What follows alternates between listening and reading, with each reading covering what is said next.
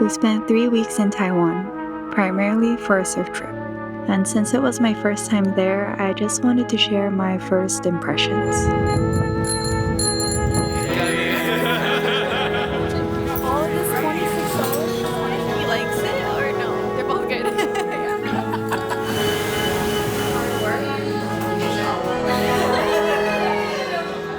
We can't talk about travel without talking about food.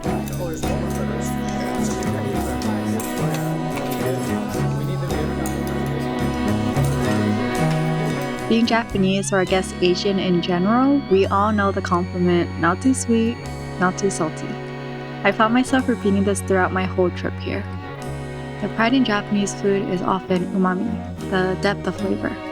I felt in Taiwan, a lot of food included a variety of spices and flavor, but somehow felt simple in the best way possible. Here are some of my favorite dishes we tried in Taiwan. We ate countless bowls of beef noodles, each place with a unique flavor. This place was my favorite because it had a slightly more sweet flavor to the broth. And Jack loved this place because it had a punchy garlic flavor to it. This is definitely added on my list of comfort foods. It's slow cooked in soy sauce and slightly sweet, so it kind of tastes similar to Japanese cuisine. Stinky tofu. The smell is something I can't quite explain. Definitely sour, fermented, very pungent. We tried this food truck one, and luckily this one was good.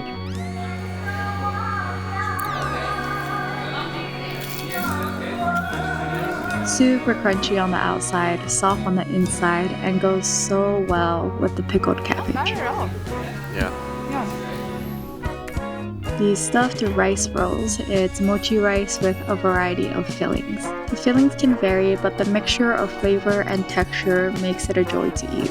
The savory pork floss, the tart mustard greens, the crispy donut stick, fluffy egg, and sticky rice all magically come together. Super crunchy. There's so many more delicious things we tried, but let me just quickly share some more things that were recommended to us. Oyster vermicelli. This was actually pretty good, but an acquired taste for sure. Scallion pancakes. Simple, savory, crunchy, and addicting. Fried chicken steak. This was the best fried chicken I've ever had. I don't really like fried chicken usually, but this hint of sweetness really makes it so delicious. Try all the different type of baos. Soup dumplings, pork belly baos, pork buns, sesame baos, try it all.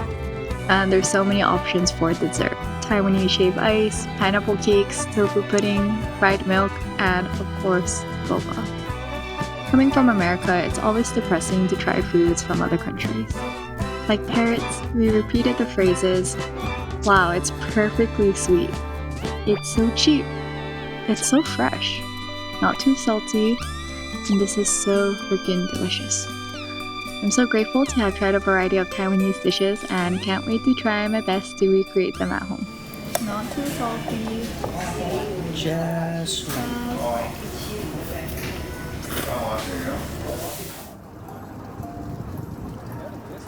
Just like in most places, the city is... Where's the It's crazy in the city. It's exciting, there's so much to do, and you'll get a sense of the local city life. Don't get me wrong, the city was great, especially all the food, the night markets, and the endless amount of things to do. But I think the essence of the people and culture can often be found in the countryside. What I found outside of the city was the connection I was hoping for. I don't know if you got lucky or what, but people were generally so friendly here. It doesn't feel forced, it doesn't feel like they're trying to sell something or get something out of you. They were genuinely curious about where we're from. One night we were invited over by some friends we made at the surf spot to a dinner with Chef Mon. The restaurant was cozy and it really felt like you were at a friend's house. She chatted with us while she cooked, and by the end of the meal, she was offering to bring us coffee the next morning after a surf sesh. That day, she took us around and we chatted about our cultural differences and similarities. We asked about Taiwan, and she asked about Hawaii and Japan. She mentioned that there is a stereotype that Taiwanese people are friendly, too friendly even, and that it's mostly true. In the city where she used to live, it's expensive and people are a little more focused on the hustle, which is what drew her to this cozy fisherman town. Oh, you think it's too strong? Throughout the rest of the week, she invited us over for our barbecue and we even spent Christmas Eve together. I'm sure it's true that people in Taiwan are generally friendly. Store owners were often eager to chat and ask where we're from and why we're visiting. But I think Mon went above and beyond, being so generous with her time. If you're watching, thank you so much, and I can't wait to visit you again. So if you're ever taking a road trip around Taiwan and you find yourself on the east side, stop by Ryan's Cafe, Cocoa Wave for a nice little coffee break. And if you have time, make a reservation at Mon's restaurant for a special dinner in Jinzhen. I think another reason is it's mostly my personal preference. I do love a little bit of excitement, but also enjoy a slower pace. Surfing, cycling, and having space to drive is more my style. Let me chat about transportation real quick in case you're thinking of going to Taiwan. Since we spent a few days in the city, we did get a Metro card which you can just buy at the station and keep on hand. I would definitely recommend using the Metro when in the city because driving is kind of stressful and hectic. We did rent a car at the airport since we were going to drive all the way to the east side. There is a high-speed rail that you can take from Taipei to Taidong, which is about 4 to 5 hours, which a lot of people at our accommodation did, so I would recommend that first. But we had a big surfboard bag that isn't allowed on the rail, so we decided to rent a car. We drove past Yilan and then headed east.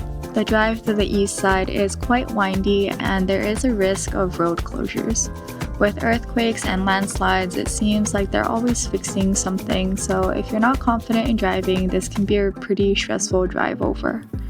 There's nothing for miles, and then a little town appears, and then nothing for more miles, and then another small town pops up.